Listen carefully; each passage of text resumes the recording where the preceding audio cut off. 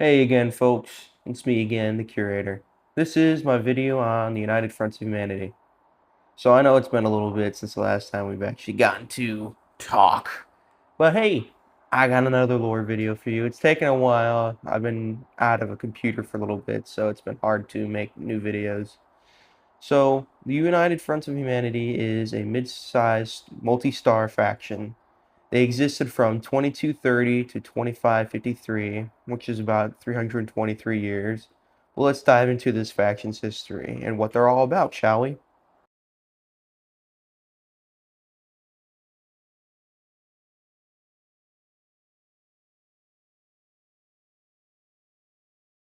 As aforementioned, this is a mid-sized multi-star system faction. They controlled around 72 planets or moon colonies at its peak, and with those planets, there was a rather sizable population of 62.5 billion citizens as of 2554. The United Fronts of Humanity had a technology tier of 4.5. They were capable of faster than light travel, artificial intelligence, sublight transportation, and the ability to use gas giants as a way to fuel their ever-expanding nation. This included limited usage of Eratus energy, meaning they were able to harvest star energy to use it for their own usage. The United Fronts of Humanity had a standing military of 4.18 billion soldiers. They were all very well prepared, and they also had well over 12,000, capital warships, and they were capable of producing their very own super soldiers, which they were called Trojans. The United Front of Humanity has a government ideology known as oligarchy. This oligarchy comes in the form of the Council of Aptitude. This council governs this large nation by the Humanity Accords, or also known as the Human Accords. The UFH has multiple government branches or sub-branches. These branches consist of the Intelligence Office of the Navy, also known as ION, Federal Aeronautics Administration, FAA, Planetary Surveillance Defense Command, PSDC, the Federal Bureau of Homeland Security, FBHS, Federal Investigations Agency, basically the CIA. And those branches you can see have varying purposes based on something that's as close as NASA. And then there's others that are more like the FBI or the CIA, as I previously explained. Social information. The capital city is known as Azalon City. It is on planet Avion 4. Their official language is going to be English, but a close second and third is Mandarin and Swahili. But there's several other languages throughout the UFH territory. And the currency they use throughout the UFH is called the UFH bills.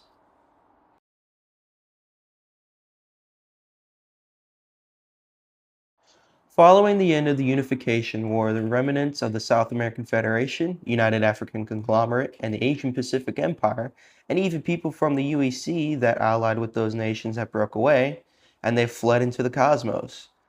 And they would eventually find a planet known as Escos. It's considered a Goldilocks planet, and it's over 200 light years away from Earth. They would remain in orbit for approximately about 2 years to scour the surface via drones, looking for suitable landing sites, discovering vaccines for various dangerous diseases, and cataloging the animals and learning what's suitable for human consumption and what's not. The Asian Pacific Empire would land in the now called Gordian Province. The UAC would land in the Vienna Province. The SAF would land in the now called Nero Province. And lastly, the citizens who fled the UEC would land in the North Gaius Province. These remnants would be the last of the now fallen nations when they arrived in four separate groups, and they maintain their distance because of previous aggressions during the Unification War. They would still be considered technically separate nations at this point. In an effort to power and create these small communities, they would tear apart their smaller ships and using their reactors as a main source of power, stripping them of their walls, housing, and even using housing pods to establish these smaller colonies across the planet of Escos. Escos in the first year was considered quite harsh. Many of the refugees would struggle to survive because, well, they were used to these lavish lifestyles and now they're reduced to living as, well, basic survivors living on the wilds of a planet they're mostly unfamiliar with. You could see how they would struggle. In 2221, the United Front's party would become popular amongst these nations. Many of these people would be wary and tired of their old world governments and look for ways to improve their nations, including reforming themselves into something much better, stronger, and overall a greater nation than they could be separated from each other.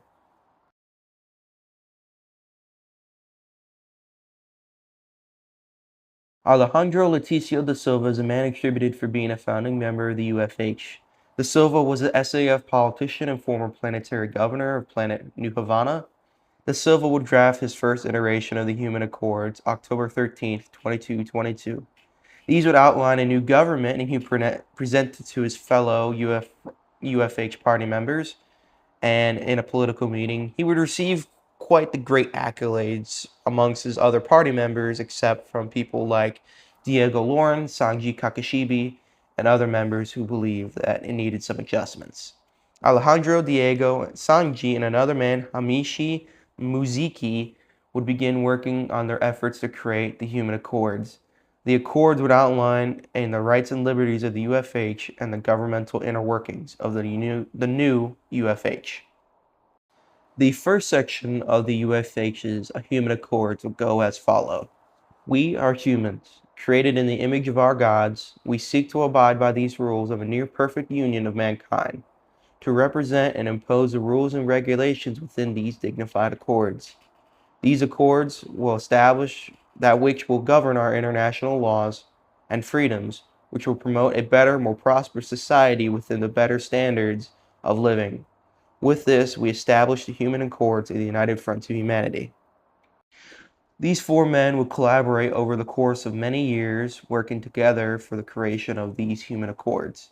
They would finally present it in 2229, and supposedly they were so good, people actually cried. In 2230, the UFH was approved and nearly 100,000 people signed into it, and the first council was elected, taking members from across these four nations. The first council was comprised of 152 council members. In 2232, the official council chambers were constructed in the North Gaius City District. Over the course of the next few years, the UFH would become more and more promising, capable of taking the reins from the old world nations and replacing them with solid and dependable nation. In 2234, the UFH will control nearly 87% of the population on Escos, and by 2236, they would have complete and full autonomy and control over the new citizens of the UFH, all 3.36 billion of them. Cassidy Schmidt is the first female head counselor on the Council of Aptitude. She was elected in 2236 and was known for having such a good run, she would be allowed to be put on the 10 bill. As well, in 2234, the United Front of Humanity military force would be established as an official united military organization for the UFH, and the first head of this organization would be known as the first general, General Declan Carver. He was a grizzled, military veteran from the UFH, and he was originally on the UEC side before swapping sides to the Asian Pacific Empire to assist them in the war effort during the Unification War. He was renowned for his abilities, and this earned him the spot as a $20 bill. In 2238, the UFH began to branch themselves and push themselves further away from the UEC, taking themselves 400 light years away from planet Earth, arriving on Avion 4, another Goldilocks planet they specifically chosen for its habitability, and they dropped off majority of their population there instead of being so close on Escos. They left only a handful of citizens on Escos who refused to leave it due to its sort of sacred nature to them. Now, with them having enough distance between the UAC and the UFH, they begin to spread across the stars, setting up various settlements away from the UEC's places. They would begin growing into a much stronger nation than their early days, capitalizing in industry and making the nation all the stronger, in fear that one day the UEC would arrive to massacre them like they did during the Unification War. As such, they would begin to build their army for themselves. Escos would be one such location, harboring 90 million soldiers across the entire planet and a very large naval force of 320 capital warships. And they began developing better variations of the Lightspeed warp engine This would be called the hypervelocity warp engine Mark 1 and Mark 2 later on, allowing them to more efficiently travel across UFH space and establishing better commercial exportation and importation of goods.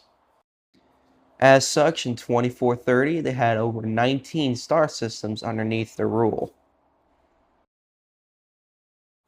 The assault on the UEC. November 16th, 2408, Admiral Jameson Pancho would become disillusioned with the UFH and their lack of action against the UEC. Why wait for the predator to attack when you can strike them properly? So Pancho would assemble a fleet of 92 capital warships on December 25th, 2408, and the fleet would leave and head for Earth itself. He would call it Operation Hidden Strike. Let it be known that Pancho and his men acted on their own accord and were not authorized by the Council of Aptitude to strike. Pancho's fleet would arrive January 19th, 2409, arriving near Mars, and they headed towards planet Earth. Because of the UEC's apparent peace and prosperity, they actually didn't have any active defensive fleet, let alone orbital defenses.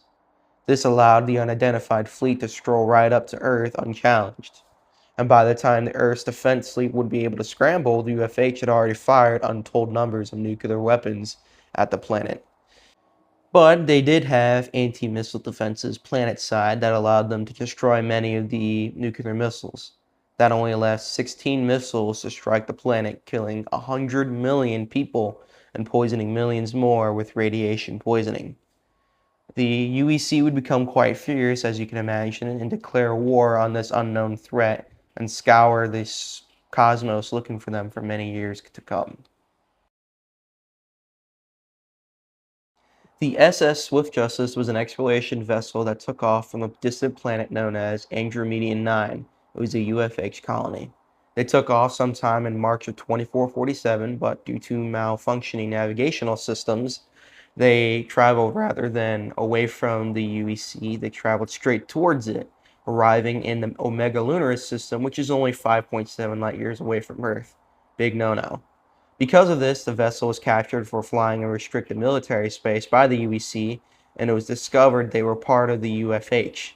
The captain was then henceforth interrogated for many days, and because of this, it would discover the liftoff point known as Andromedan 9, which would kick off Operation White Badger. Operation White Badger was an operation conducted by the UPNIC. They would use this method to take down Andromedan 9. The operation was very successful. The operation began following the Omega Lunaris incident, with the UECS Amber Guardian arriving March 15th. It would use stealth systems so the planetary detection systems couldn't detect it, of course. And they would also begin testing out the planetary security using various methods to turn off these communication spires that are scattered across the planet. They would use this to see how good the security is, and they noticed it was very relaxed. This would allow them to send in Sector 13 units known as Black Seekers to handle dealing with the security and taking out UFH-MF teams known as Locust 39 and Dagger 31 with relative ease. At 0422 hours, the Amber Guardian would bombard an ASOC station, largely striking around the building and hitting multiple nearby locations before sending in Marines to fully take the facility, overwhelming the small unit that was located there. And at 0435 hours, the location of Escos would be secured and taken to the Amber Guardian. While this went down, the UFH military presence would largely surrender besides a few local units. 2203 hours, the planet successfully evacuated, and the operation would be considered a victory, with the planet successfully taken March 28th, 2447. The Escos campaign would be the first large conflict between the UEC and the UFH, and to be the bloodiest battle in UEC history following the Unification War and prior to the Human Grecian War, with nearly 400 million casualties following the end of the war. With the information of where Escos was, the closest planet would be planet Palmanova.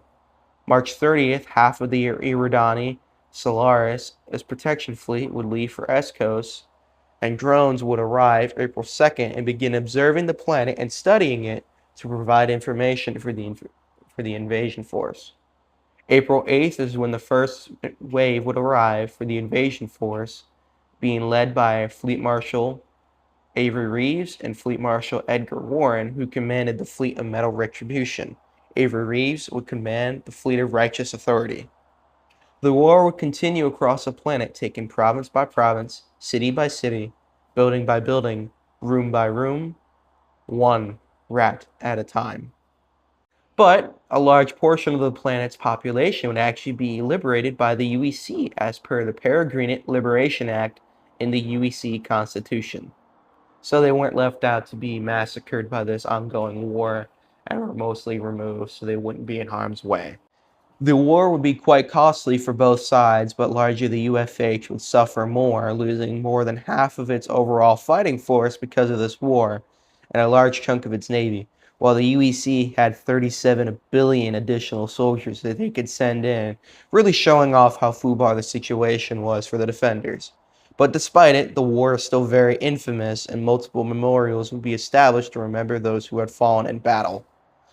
The war concluded October 12, 2453, when the defenders would surrender to the UPNIC and the UEC, with nearly 100,000 soldiers arriving to officially surrender and end this conflict.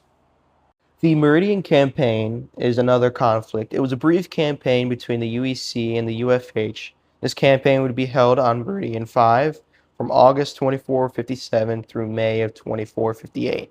The campaign would result in Meridia being mostly conquered by the UEC. However, this war would be interrupted by the UEC's three-way civil war known as the Great Division War, which started in May of 2458.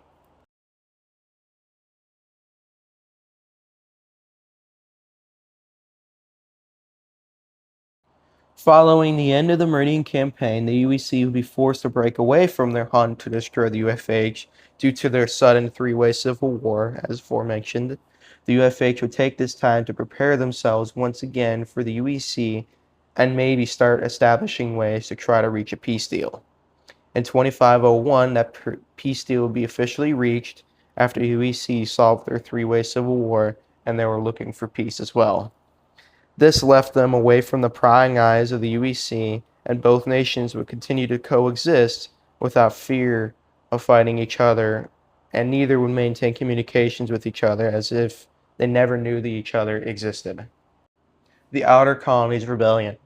In 2531, the UFH would begin to show its cracks as a communist revolution would begin to arise. Due to how the UFH set up their outer colonies, they would be exploited by the inner colonies being used for the resources and labor so the rich can continue to get richer.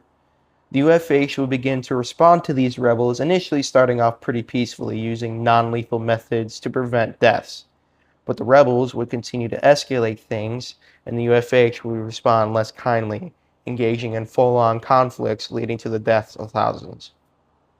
And because of their rebels and their methods, this would lead to Operation Stormbreaker, a very deadly and devastating operation conducted using the UFH's Trojan 3s, who were genetically modifying super soldiers. I'll explain in a different video too, by the way. I'm not going to dive into this here. Operation Stormbreaker, as mentioned, was a very deadly and dangerous operation using those Trojan 3s as a sort of testing trial as well. It was one of their first conflicts they were part of. The UFH needed to violently quell this rebellion using whatever horrendous and dangerous acts they could to quell this operation as best as they could. They killed 800,000 citizens over the course of a few months to quell this problem. And of course, it did work. However, it was a very shaky fix and is believed it would eventually rear its head again. But before it could, a new threat arrived in 2541. The UFH Grecian War. The war began in the Paris system with the Grecians finding and attacking the humans that lived there because they didn't know they existed.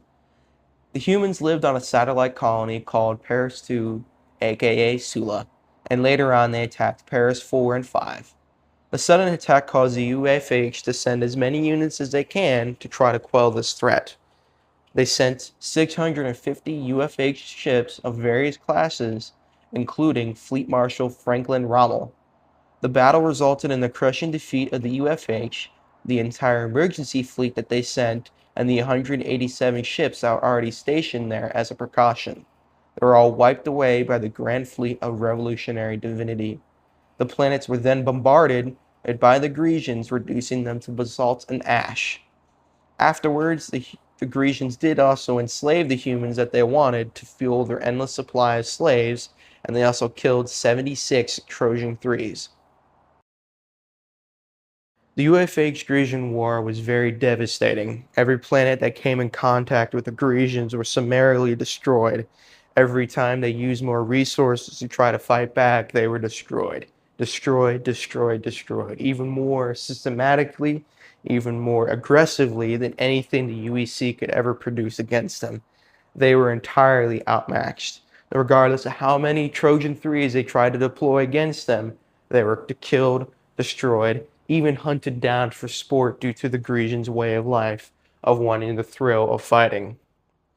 By the end of the war, only Avion 4 was remaining, with nearly 5.3 citizens living on the planet and 626 million soldiers there to defend it. The Grecians arrived with a very vast fleet of 600 vessels and arrived to destroy the last bastion of the UFH. And quite the glorious and very somber battle.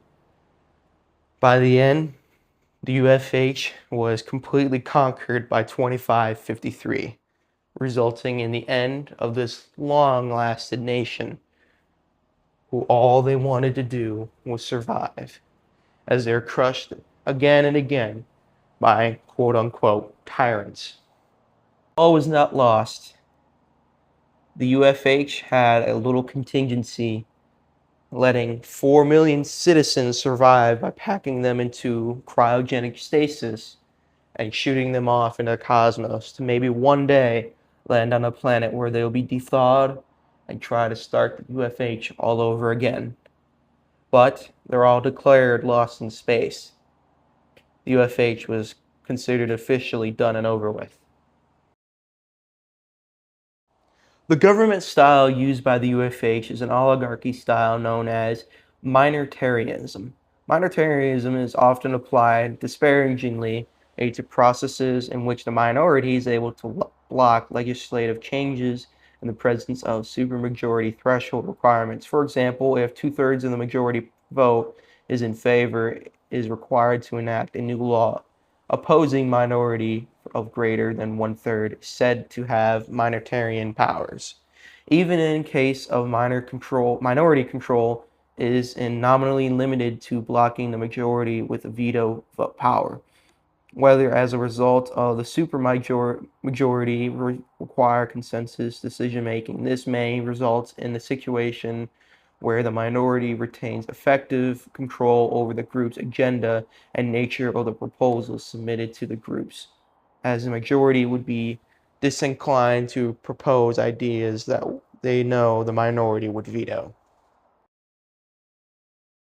Life underneath the UFH was considered rather good, having the standards similar to that you can imagine of a first world country. They would have all the wonderful amenities available to them, artificial intelligence, faster internet travel, etc. And the citizens could have functionally any job, including something as being part of their large military. It was considered very prestigious and a job filled with much honor. However, as previously stated, the UFH did eventually fall apart when they were pushed further and further away, and it became more about letting those further away planets become assets for the inner planets, using them for their own resources, and the civilian population present was supposed to give away most of their resources to feeding the inner colonies, who had since stripped away their own planet's natural resources to fund in creating this large interstellar empire.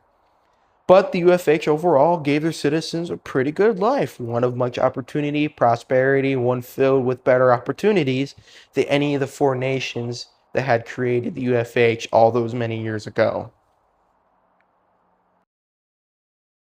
In conclusion, so that's the end for the United Front of Humanity. It was a rather long-lasting human faction, lasting a grand total of 323 years since its official formation and grandiose downfall at the hands of the monstrous Grecian Empire. But that's all I have for you fine folks. Thanks for listening and watching. These were sort of the bad guys for the first book I wrote called The Chronicles of Warfare. It's a storyline I created in 2021. It's no longer considered valid or void because I need to actually remake that old book and make it into something better and things like that. It has to be rewritten, as you can imagine. I hope you enjoyed it. I appreciate your support. Let me know what you think. If you think the UFH is wrong for bombing Earth or the UEC was in the wrong for attacking the UFH, let me know. Thank you. Peace out, buddy.